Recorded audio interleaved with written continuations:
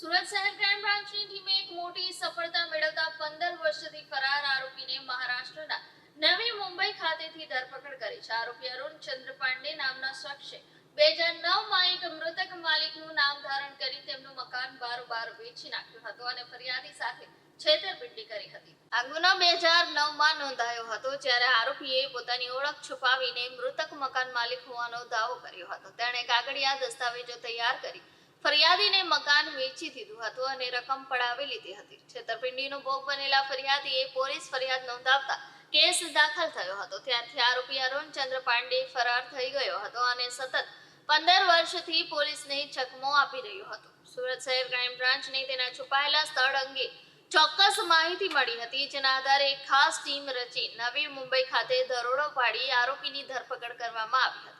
Police તપાસમાં આરોપી લાંબા સમયથી પોતાની ઓળખ બદલીને જીવન જીવી રહ્યો હોવાનું સામે આવ્યું હતું।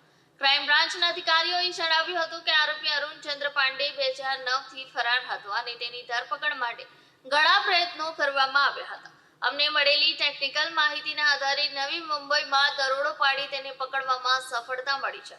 હાલમાં આરોપીને સુરત લાવવાની કાર્યવાહી ચાલી રહી છે, જ્યાં તેની પૂછપરછ બાદ વધુ વિગતો સામે આવે તેવી શક્યતા છે।